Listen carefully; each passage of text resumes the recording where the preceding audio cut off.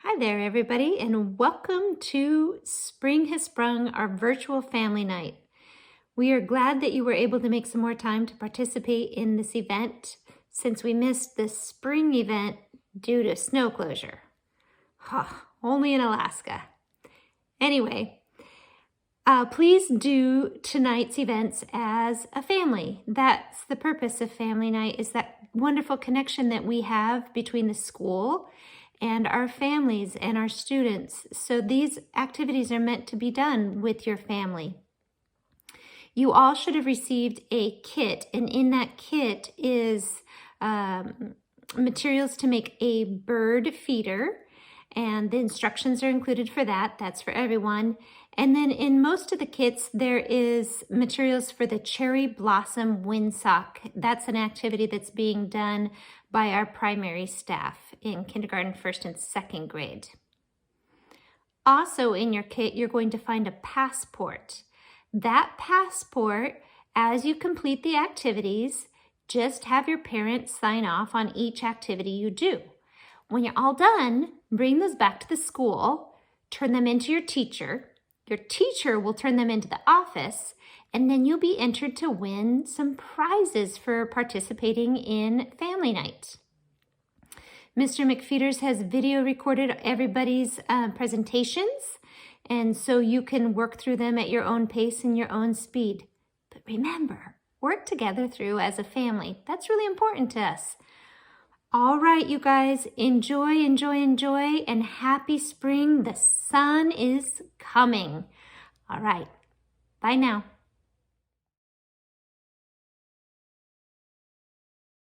Welcome, HBSD families, to the Spring Has Sprung virtual family night. If you follow directions, your items will still be all nicely put together like this. If you didn't follow directions, it's still going to work out just fine. So, the first thing you're going to want to do is you're going to want to take your paper clip off, leave it over to the side. You're going to need it for later. Keep this string, and your string may be white. Some of them have the bluer kind. But you have a little knot up here, and then you have some loose trailing strings. Just kind of keep these separated and off to the side. You're also going to have 5 pieces of pink crepe paper. And what we're going to be using for all of these things is we're going to be creating a spring cherry blossom windsock. And you have your piece of paper like this that already has the tree branch painted on. Holes are cut up at the top, and make sure that you are keeping that in mind as you're making this. You're also possibly going to need a pair of scissors and definitely going to need some glue. So now we will pass on to the first grade teacher, Mrs. Armstrong. Hello! You're going to take one of your streamers and you're going to start snipping it up. It doesn't tear very easily. So I'm just cutting it into squares real easily, and this is the fun part. Smush that. And then you're just going to glue the little smushy cherry blossoms on. Put them anywhere on those little branches. It's fun. It doesn't matter. It's a plant. They'll grow anywhere. Just stick them on there. Really go wild. Who's to say you're not putting them in the right spots? Okay, here we go. Just like this. Keep going. If you want to use another streamer, go ahead. You get to decide. It's your cherry blossom windsock. Stick some right there in the armpit of that branch. Okay. You can just keep cutting it up and keep adding them, as many as you want. Okay? All right. Miss Sanders, would you like to tell us the next step? Yes. So after you have all of your blossoms glued down, you're going to turn your paper over, and you're going to take your remaining pink streamers and you're going to put your little streamers on the back. So you're going to glue 1, another piece of glue, 2, 3, 4. So after you get all of your little streamers glued down, you're going to flip it over. And then on the thick part of your branch, you're going to do a line of glue all the way at the top. And this is where your paper clip will come in handy.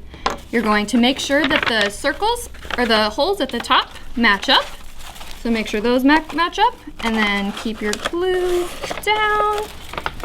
Take your paper clip. Maybe. Ooh. fun windsock. And then come back over to me and I will show you how to add on the part at the top. I didn't add on the streamers yet. That's okay. That's okay. Nobody will know. I put on my paper clip to hold this so that the glue will hopefully stick. Urgh. Now I need this.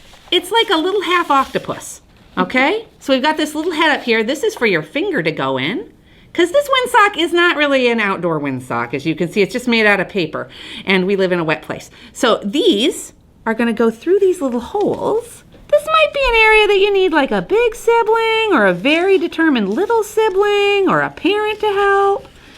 And you're gonna just stick it through the hole and then just tie a little knot. Just a little knot. I bet you know how to do that and you don't need to see the specifics of this. So there's one little leg.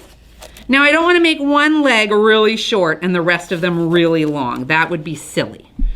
So make sure you're kind of making them the same length. Just gonna stick them through the hole, tie a little knot. Stick them through the hole, tie a little knot. If you tie it too tight, you're probably gonna rip your paper. So don't do that. But you know what? Who's to know? Who's to know if you make a mistake? It's okay. And 3 are tied. And last little leg of my half octopus.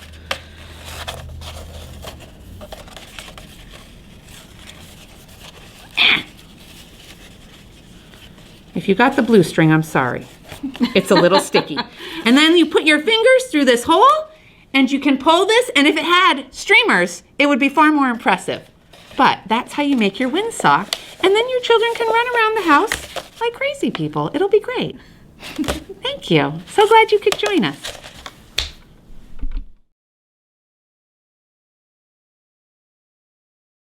I'm Miss Daly, I'm the 4th grade teacher. I'm Miss Carlson, I'm the 5th grade teacher. And I'm Mrs. White, I'm the 3rd grade teacher. We're gonna do acrostic poems. Let me walk you through the steps of an acrostic poem. First, you need to pick a word, and since it's spring, I'm going to stick with the spring theme in hopes that it stays here. And I'm going to write my word vertically. So I've got spring. For each letter, you try to start your word with that letter. So hopefully I like to see sunshine in the spring. Whoops. Pouring. Right into my new garden. And so your goal is to create a poem that matches the word that you chose. So you can also do different poems with the same word. This one was what I created out of spring. And I also used phrases, not just single words. So I said sunshine, planting seeds, rain melts snow, I spy summer soon, new life and growth. So I picked the word ocean for my acrostic poem.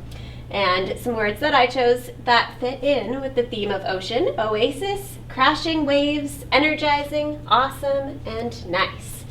We would love for you to make your own acrostic poem, and you can check out our spring word bank to go ahead and provide some inspiration.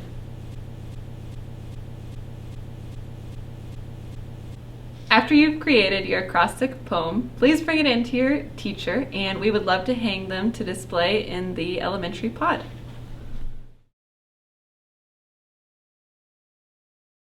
Hello everyone, my name is Jennifer Johnson. I am the elementary music teacher.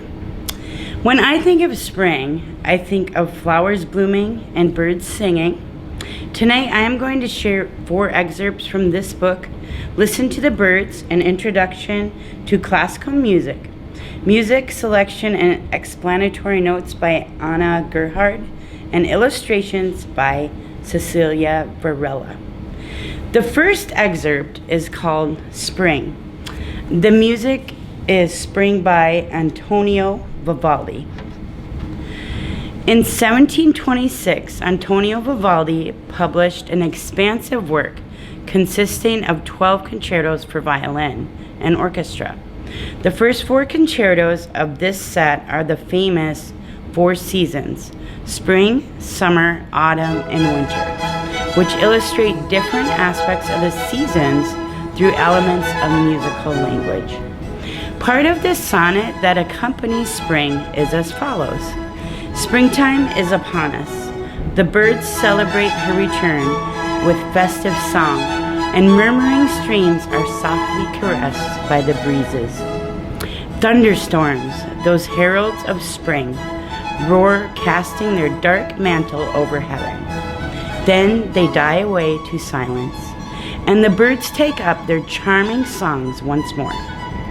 The first 2 verses of the sonnet are the backbone of the concerto's first movement.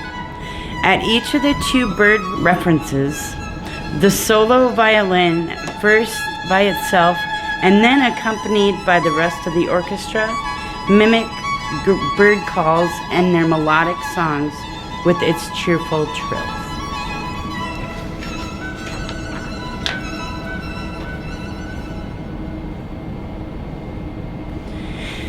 The second excerpt is called The Bird. This is the bird theme from Peter and the Wolf by Sergei Prokofiev. The bird in Peter and the Wolf does not belong to a particular species. The first words that come to mind when one thinks of a bird are light, delicate, and nimble. This is why Prokofiev chose the bird to represent the sound of the flute. Sergei Prokofiev composed Peter and the Wolf to familiarize children with the sounds of an orchestra. In this work, all the characters in the story are represented by the characteristic timbre of an instrument. The tale's narrative is straightforward. One morning, Peter decides to go for a walk in the meadow, unaware of all the dangers and adventures that await him. Together with his friends, a bird, a duck, and a cat, he will have to confront a terrible wolf. The third excerpt is called The Swan. This is The Swan from The Carnival of the Animals by Camille Saint-Saëns. The swan is a large bird belonging to the duck family. Mainly aquatic, it is still part of the only group of birds that can, to a certain extent, use the 3 means of locomotion: walking, flying, and swimming. Its elegant white plumage, its long delicate neck, and its majestic movement in the water have made this animal a symbol of beauty and harmony. This reputation has earned the swan a place in many tales and legends and has inspired fabulous musical works, including The Swan from the Carnival of the Animals. In this piece, Saint-Saëns leaves irony and humor aside to write a magnificent elegy led by the cello, accompanied by pianos.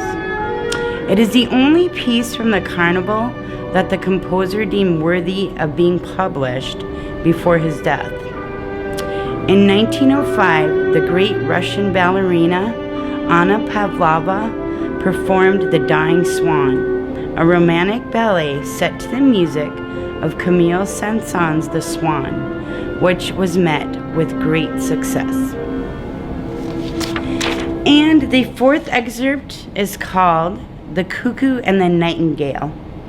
This is The Cuckoo and the Nightingale from the Concerto for Organ and Orchestra by George Frederick Handel. As its name suggests, the second movement of this concerto mimics a dialogue between a cuckoo and a nightingale. The nightingale, a small gray bird with red spots on its back, is highly admired for its song, so much so that in many languages, calling a human singer nightingale is considered a great compliment. The nightingale symbolizes love in numerous fairy tales and legends, one of the most famous being The Nightingale and the Rose by Oscar Wilde. In this tale, the nightingale sacrifices itself to allow a young man to bring his sweetheart a rose. In the Baroque era, the organ was reserved for serious religious music. George Frederick Handel had the idea of taking advantage of the tremendous potential of this instrument by using it as a solo instrument in concertos presented during the interludes of his oratorios. In this new genre, which was well suited to Handel's character, he played the organ himself, showcasing his talent as an organist and charming the public with his cheerful and lively music. The Cuckoo and the Nightingale is a favorite of all these concertos. Thank you and have a great evening. Happy spring.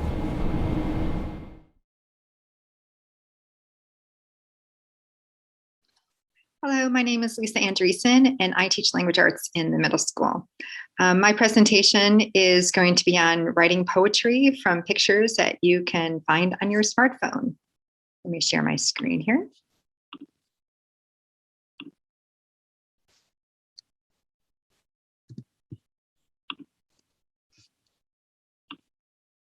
So the first thing that you can do with this idea is to pick a theme, because you probably have a ton of photographs on your phone, and which one do you pick to write a poem from? So sometimes it helps to narrow the focus. So I was trying to think of different themes for April.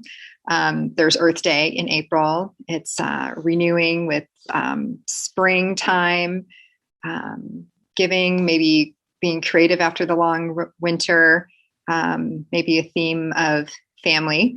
So I brainstormed a couple of these.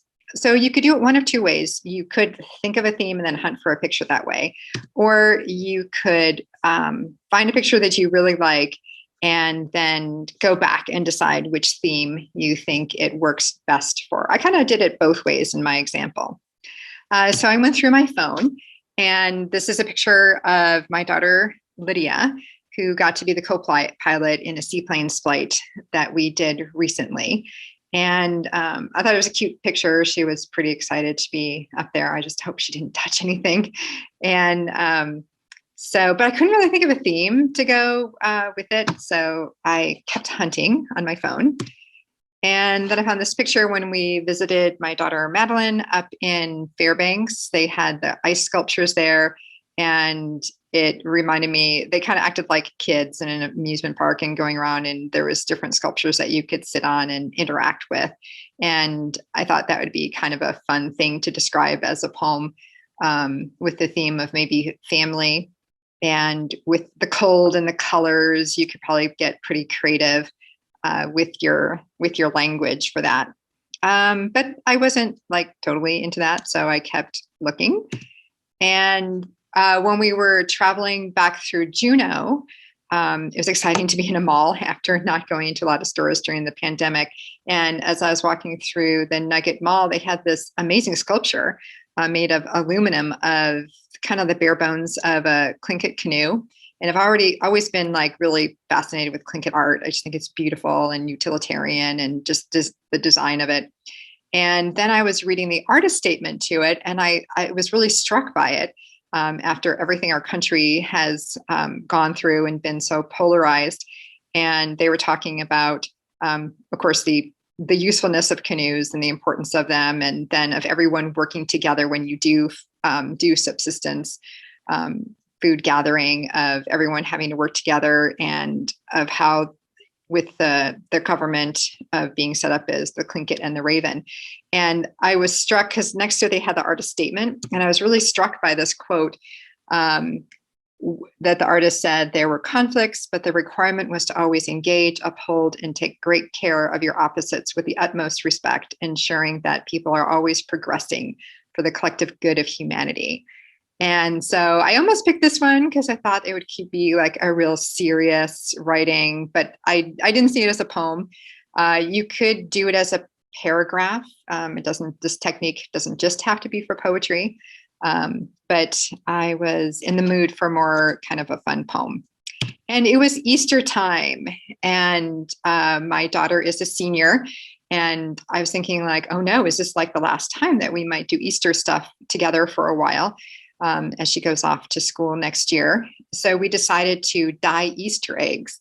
And when you have an adult child and access to Pinterest, you can get pretty creative in the different things that you did. So we looked up different kinds of ways to dye eggs to get creative that way. And this was one of my eggs that I did. It was really cool that you put baking soda that you had the dye all in and you painted on there and you poured vinegar on it and it just like fizzed like a volcano and modeled all the colors on it.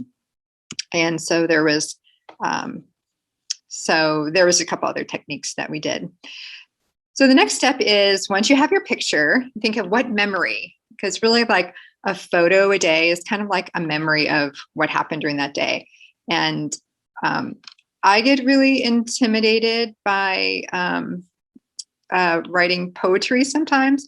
So I always do all kinds of tricks I can think of how do I write poetry easily.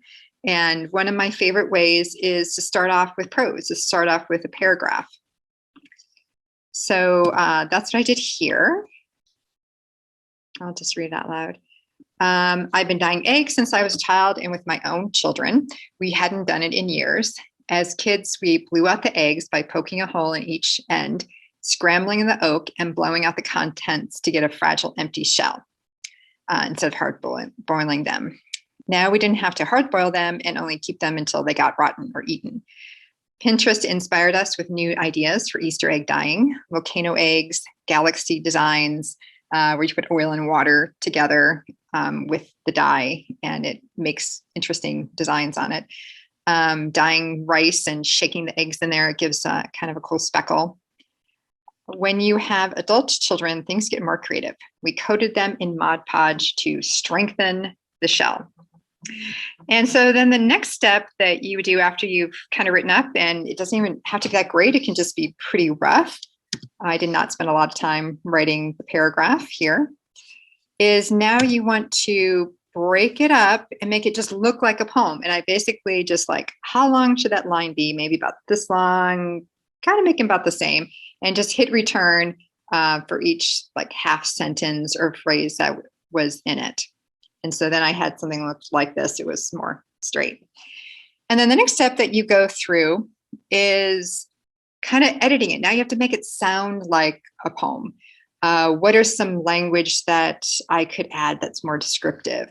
Or what could I cut in it? Because poetry doesn't have like every single word that you might have. You kind of just give a few words so that the reader kind of gets an idea and they can put in their own images and thoughts on what is going on.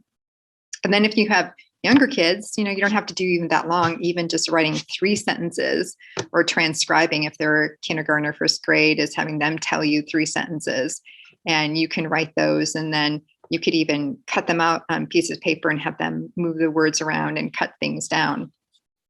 And so then I started to make it more into a poem. And this is pretty small, so I'm actually going to go to a different document so you can read it better. All right, call this Easter egg dyeing in each childhood generation. As kids, we blew out eggs, poking a hole in each end, scrambling the yolk, hard breath to get a fragile empty shell. A longer shelf life than hard boiled. Pinterest inspires grown-up children today with new ideas for Easter egg dyeing, vinegary volcano eggs fizz, oil and water swirl into galaxy designs, dyed rice shaken not stirred, making muted speckles. Adult children are creative, still indulging in youthful pastimes and bringing a new twist to fill the Easter basket. And then even as every time I read it, you can read it over a couple times, you can see like, what else could I tweak? And I was thinking this has got a little wordy, scrambling the yolk, hard breath, fragile empty shell, longer shelf life. Maybe I do need that a longer shelf life than hard-boiled, a longer shelf life than hard-boiled. Sometimes when you read over sentences, lines, especially if you haven't seen them for a couple days, you're like, I really like how that sounds, and what could I fix? This maybe should be on its own line. As kids, we blew out the eggs, poking a hole in each end, scrambling the yolk. Hard breath, fragile empty shell, longer shelf life than hard-boiled. Maybe I don't need the A. And then also I was thinking maybe I want to separate this, my James Bond illusion here, shaken not stirred, is maybe put a dash. Right, and then you have a cute little poem that encapsulates a little memory that goes with that picture.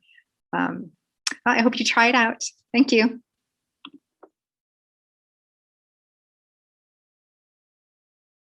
Ladies and gentlemen, my name is Mark Fontenot, and this is my colleague Jordan Baumgartner and my other colleague, chocolate supplier Lee Robinson. Today what we're going to show you is how with a Hershey bar and a microwave oven we can determine the speed of light to a reasonable accuracy. And so all you need to know is this. I feel like that's pretty clear and self-evident, or maybe it's not because it's Greek. Literally it's Greek. This is the symbol lambda that we use as physicists for wavelength. Can't just say WL because we're physicists. And then this is nu, the Greek character nu that stands for frequency. This is the symbol for the speed of light, c, because Einstein said it should be. And when Einstein says stuff, people agree. Since it probably doesn't mean anything to you, I'd like to offer an analogy. If you've ever stood by a railroad track and watched a train car go by, imagine that you knew that each train car was 20 meters long, and you saw that they were going by at a rate of 2 cars every second. Could you tell how fast the train was going?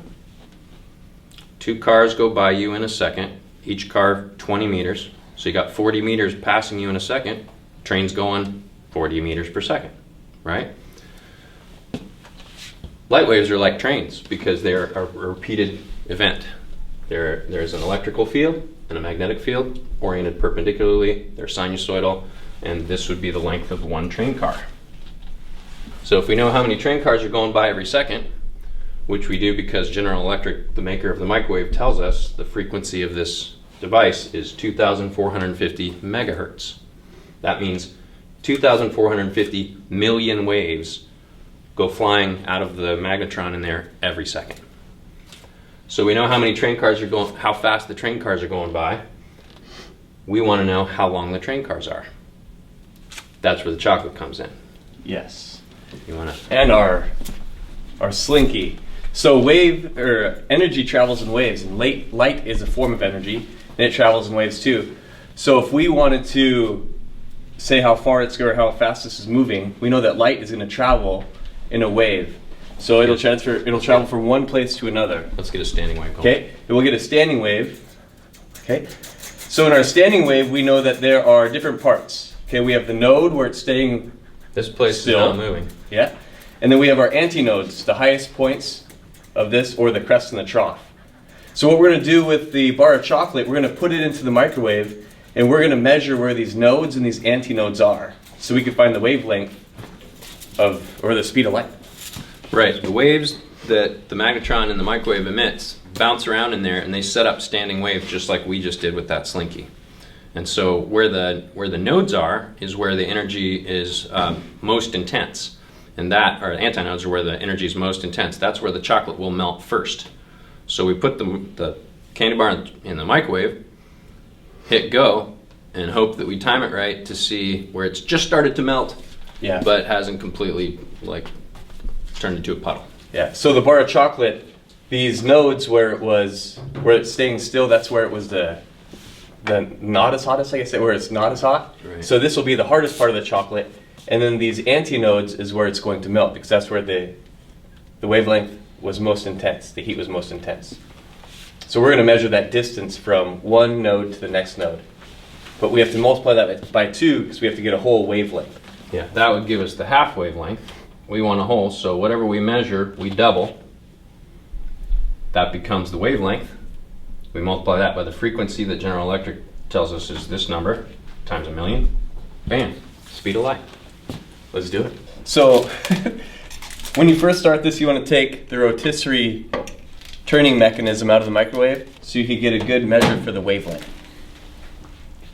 You're going to put the chocolate in there for 15 seconds about, so that when you feel it, when you pause it or take it out, you're going to feel to see that there's a hard part in the chocolate and then there's some soft parts. Yep. And that will give us our nodes and antinodes. Okay. We got them. Perfect. Let's check it out. Ruler time. Oh yes. All right, so what you're looking for here, you can see that there are hard parts and there are soft parts. The soft parts where the puddles of chocolate are, those are your nodes, and then your antinodes, and then the nodes are the hard parts. So you want to measure this will be half a wavelength, so from one to the other. So we'll go from the middle to the middle of the next one. So we'd say that's about 7 centimeters? 7 centimeters. 7 centimeters. 0.07 meters. Yep, so we'd have to convert that to meters. All right, it's calculator time. All right, we got it.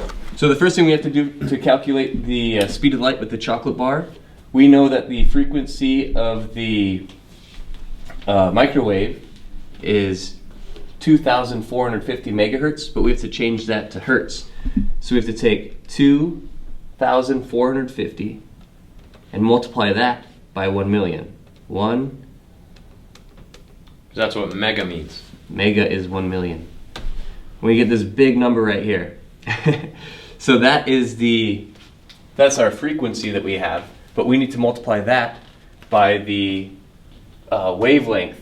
And we said the wavelength was 7 centimeters that we measured with our ruler. So that's half of a wavelength. So we need to multiply this by 0.14, and that should give us our number for the speed of light. So for this, we got 343 with 1, 2, 3, 4, 5, 6 zeros. 343 million meters per second. For the speed of light. The accepted value is closer to 300 million meters per second.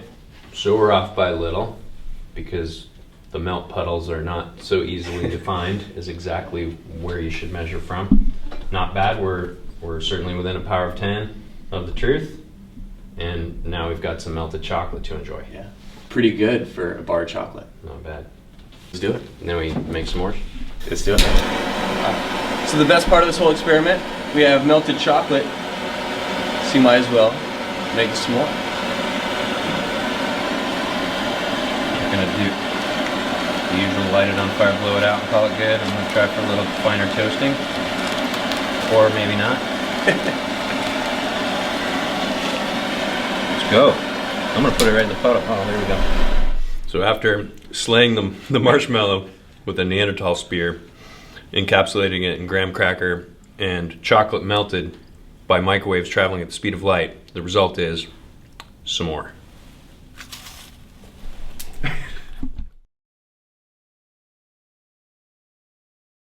Everyone, my name is Mrs. Miller. I'm the art teacher here at Haines School, and today I am going to just walk you through how I make paper mache in the classroom.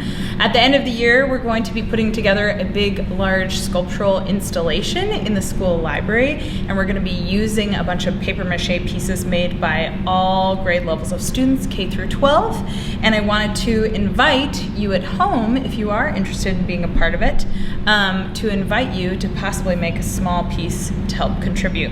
So first, I'm going to show you how I whip up paper mache, then I'm going to show you how to lay it on a piece of cardboard, really simple, and then kind of what it looks like when it dries.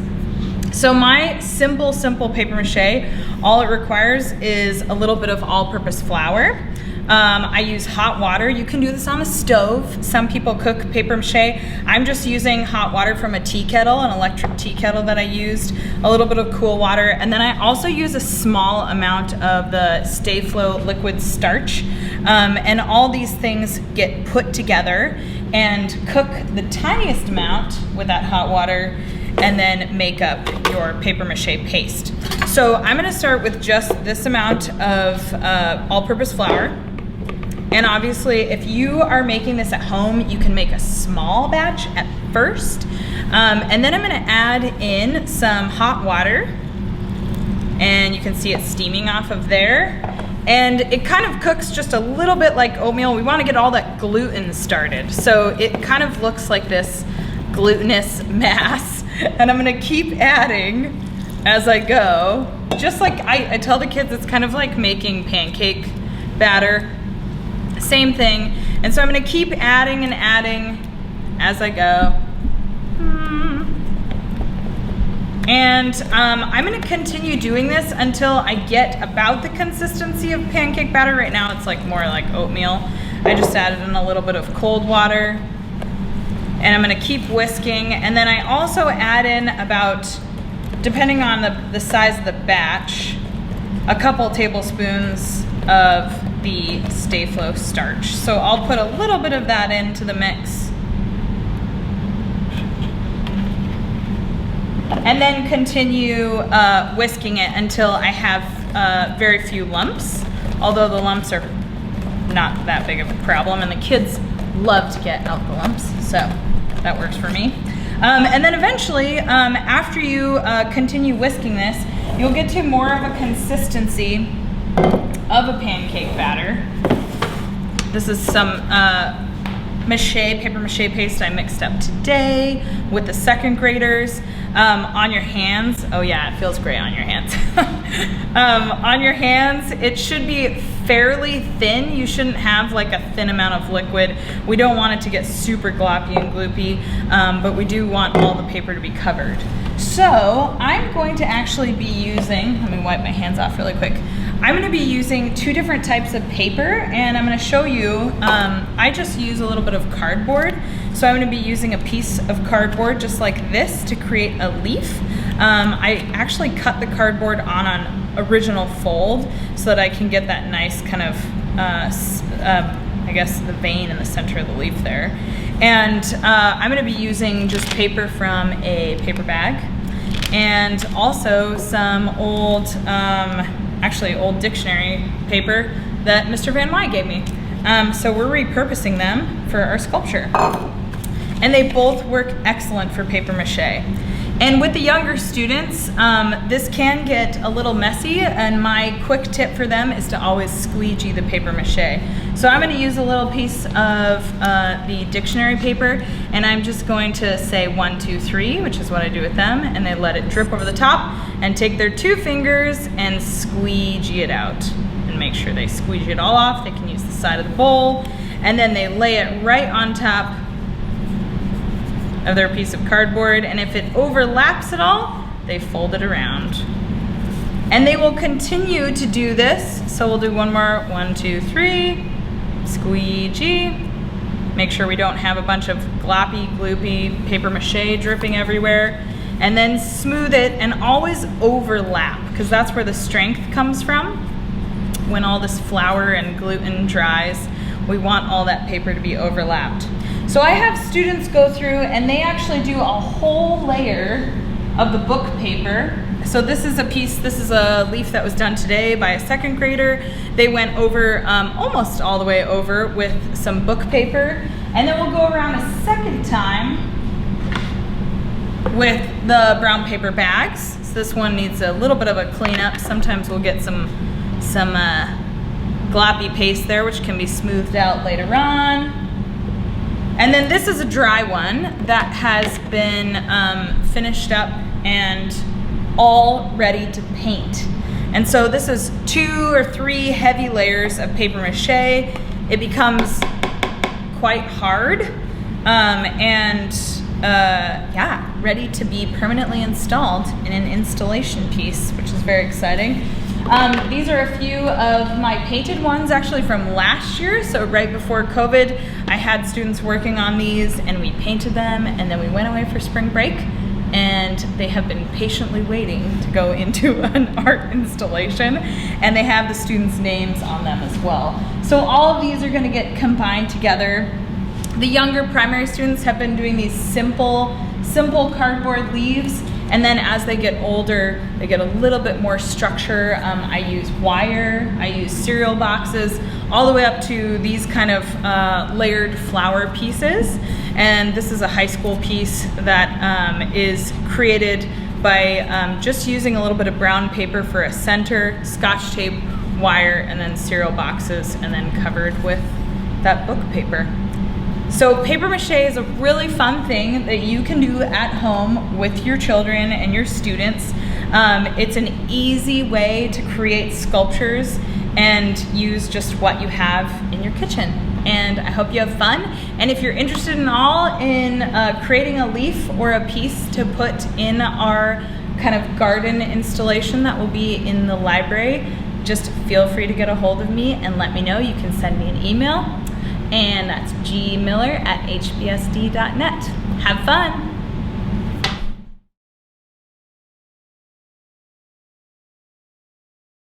So today we're going to talk bubbles. We've been talking bubbles for about a year, but I've had enough of those kind of bubbles, so we're going to talk about these kind of bubbles. What you need to make this kind of a bubble is not a whole bunch of your friends and close family friends, but what you need is 16 cups of water, a cup of detergent. Now I used Joy. You could use Dawn. There's some Dawn in a cup here, and it can be any size cup as long as it's 16 parts of water and about a part of detergent. And then what you're going to do is you're going to add some baking powder. And baking powder right out of the kitchen, that's going to help to make your bubbles better. In fact, if you don't have baking powder, sometimes we have cornstarch, not cornmeal, but cornstarch. You can put about the same amount, 2 tablespoons of cornstarch in there. And once you get that set up, if you want to make really nice bubbles, swing by the grocery store and get some glycerin. Glycerin might be in the baking section because they use this stuff to make frosting nice and shiny. So we're going to have to make one of those little rings that we blow the bubbles through, but we want our bubbles to be bigger, so we have to have a bigger ring. So if you can get yourself a couple of sticks, it could be anything. It could be a little bit of alderwood, it could be a couple of yardsticks. I've got a couple of dowels here. If you take some eye hooks, screw them into the end. You could even put a nail in there, just bend the nail over. All you need is something to be able to tie onto. So making a nice big round ring for your bubble making, a lot of people say you can use a piece of rope, but I found that a piece of rope doesn't work so good. It doesn't soak enough up. You can use something like jute, but jute's not very thick, so you won't make a big bubble. So what I did is I got an old sock. I think this was Mr. McFeeder's sock. I'm glad he washed it for me before we used it. And all I do is I cut it like one of those curly fries. And if I just cut all the way around and I go all the way around my sock, and you want to use a cotton sock if you can, till you get to the very end, you're going to have a big, long piece of fabric. It's going to look something like this one right here. You tie it onto the end of your sticks, whether you have nails in there or eye hooks, whatever. It doesn't have to be neat and clean. You can see I didn't do a great job. Before you tie it on, take a nice washer or something that's heavy like that you can slip over the fabric. Hang it on there, and that way you're going to have a weight so that you can make bubbles. Better than the bubbles we've been in for the last year. So you want to make sure that you've got your bubble mix at room temperature. I tell you, you want to let your bubble mix sit around for a couple of hours in the air temperature that you're going to be doing this in. In fact, this bubble mix has been sitting around for a week. And I think the longer it sits, maybe the better it gets, certainly for a day. The first time I made this, I made bubbles within minutes, and the bubbles were the size of basketballs. But I let it sit for a couple of hours, and all of a sudden the bubbles were the size of, like, large children. Just spread it out. Let your breeze outside. It's going to be a good weekend for that. Let your breeze just press against. Like this right here, where it just keeps getting longer and longer and longer and longer. Oh, most kids can do better than I can do. You gotta be really patient. You hold it up and you spread it out and you keep spreading, it doesn't work. So just spread it a little bit. Just let it build and build and build. Get a nice bubble out of that. That was a pretty decent bubble. You can name your bubbles. This bubble's gonna be named Alex.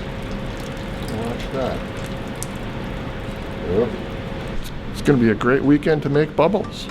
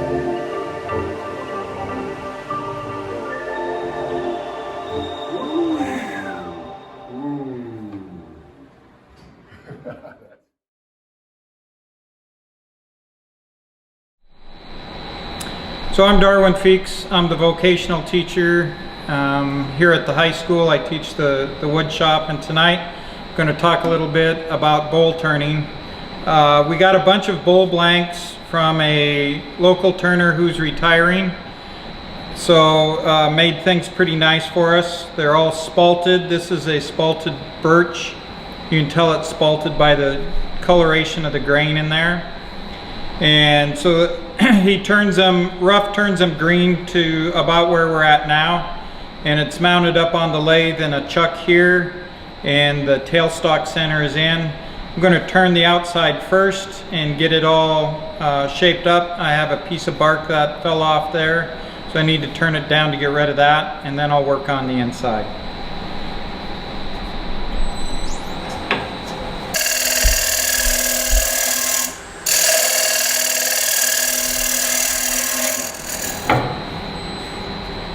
So I got rid of my piece of bark. I'm just going to give a rough shape to the outside of this.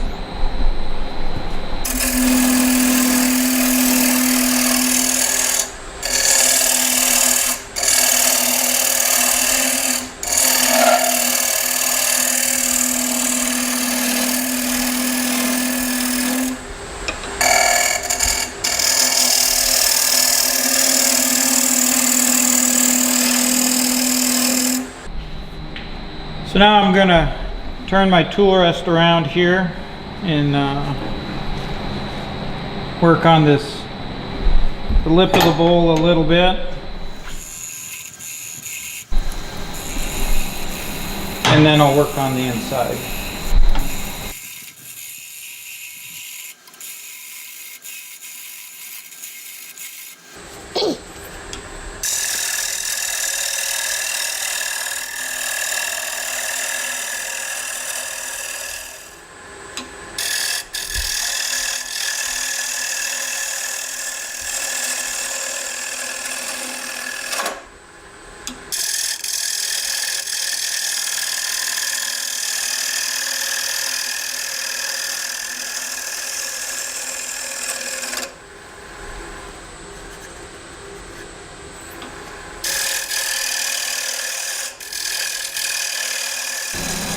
One of the things I love about the lathe is that it's really kind of a tactile thing. You just kind of go by feel and what feels right, what looks natural. I'm going to take my center out so I can work on this bottom.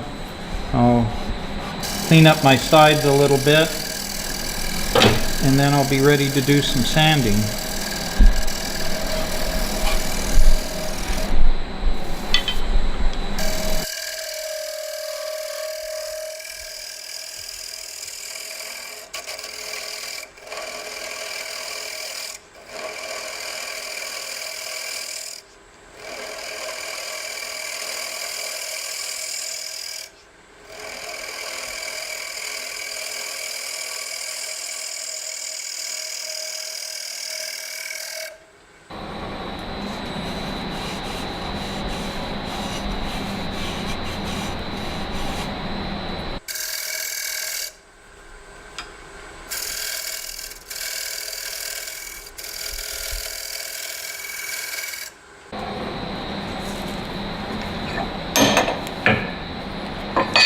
Have it basically to shape now. I'm going to do some sanding. I'll start out with a very coarse 60 grit sandpaper, and I'll move up sequentially 60, 80, 100, 220.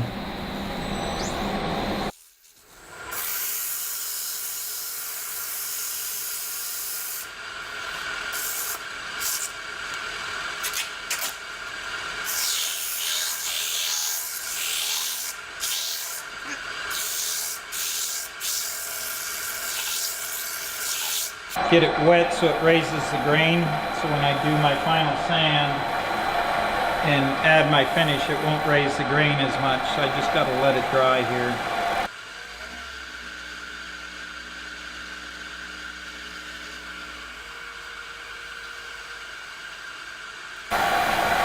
Sand it again with my 220.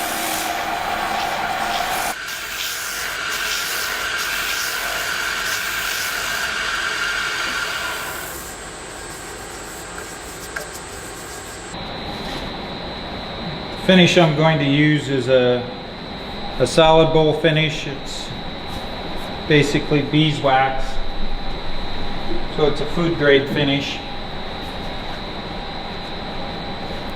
Just gonna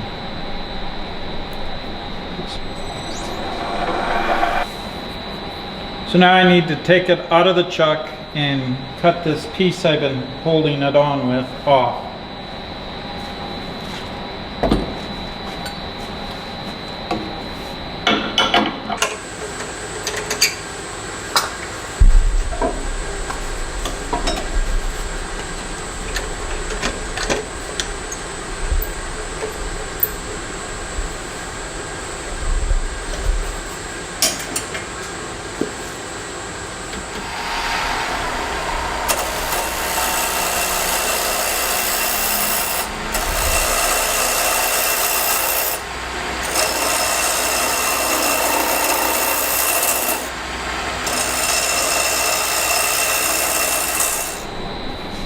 So I'm going to carve this very center stub off. So I want to, this is all flat now, so I want to kind of countersink my center just a little bit so I don't have to worry about it so much.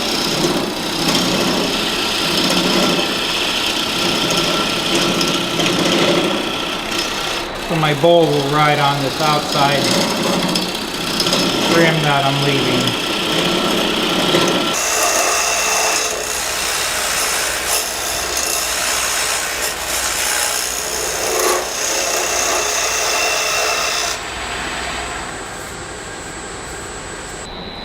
Do a light sand on that, and then we'll take her off the lathe and carve that spot off and put a little finish on the bottom.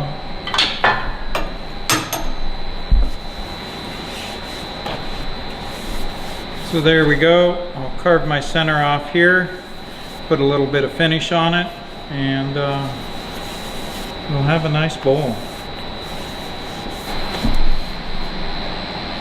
So I'm just going to use a hook knife and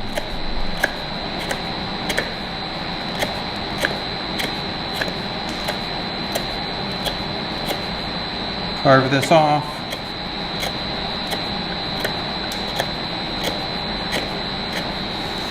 Got to make sure you stay out of the way of your knife and that your knife can't go too far, so it's kind of the break.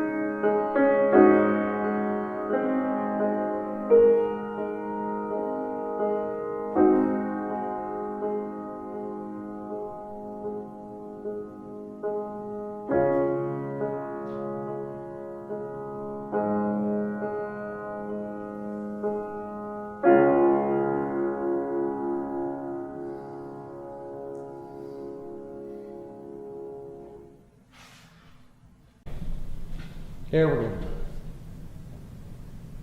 The